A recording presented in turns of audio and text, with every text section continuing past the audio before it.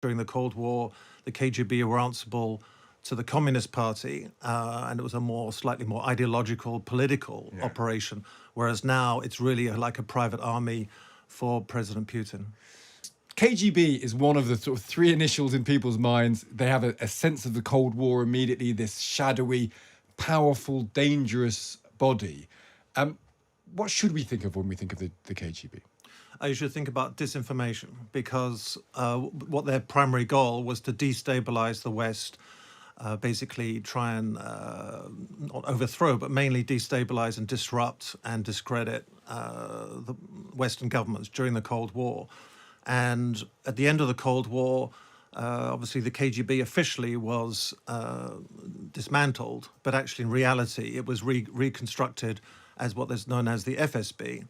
And so when Putin became president, the KGB in reality was still in play. And they used the same methods: disinformation, forgery of documents, recruiting agents of influence, surveillance, and they used the same operational methods, but it was just under a different guise. And the only difference really, if you want to compare the current intelligence operations in Ukraine and under Putin with the old days of the KGB, the only real difference is the technology. And I think the other difference is that during the Cold War, the KGB were answerable to the Communist Party, and it was a slightly more ideological, political operation, whereas now it's really like a private army for President Putin.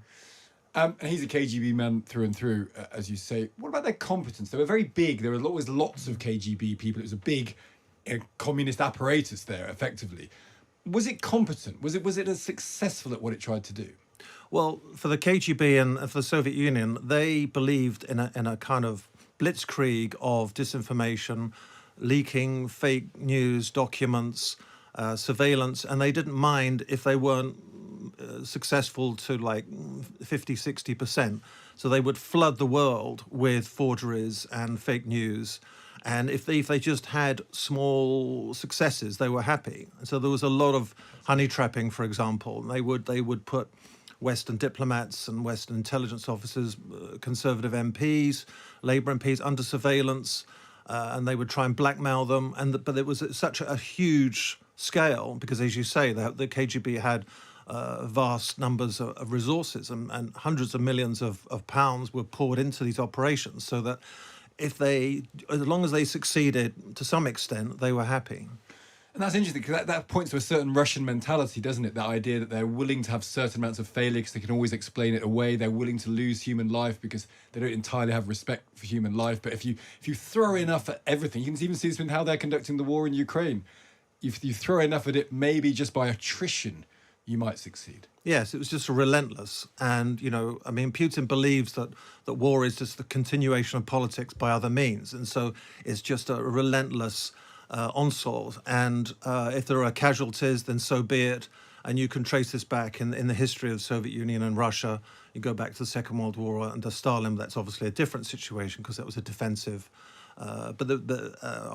situation. But it was the same sort of mentality. And so I think Putin doesn't really care about the casualties side of things. He just cares about success. And if there's attrition, then that's the price that you pay. And just finally, is it this idea of it being more of a private army, the FSB? Because Cold War comes to us through fiction very often, and we sort of see it slightly as a sort of gentlemanly, formal business where both sides knew what the other one was up to, and there's a certain amount of respect on both sides. Was that ever true, and is it less true for the FSB than it was the KGB? I think it's less true for the FSB because FSB has been used more as a sort of almost personal political tool for Putin. And the main example of that is in late 1999 when Putin was still prime minister. He was not yet president, but there were these bombings of apartment buildings in Russia, and 300 people died when these apartment buildings exploded. It was a horrific incident. And Putin blamed Chechen rebels and separatists on this, and then he was able to use this to become elected, make him look strong, and he was able to declare the Second Chechen War. But that incident has now been investigated since, shown that actually the FSB there's credible evidence that the FSB were involved in literally blowing up these apartment buildings, killing 300 Russian people, basically for the purpose of helping Putin become president of Russia. So that's how ruthless they are. And obviously with the Ukraine war at the moment, we're seeing that manifest itself. Yeah.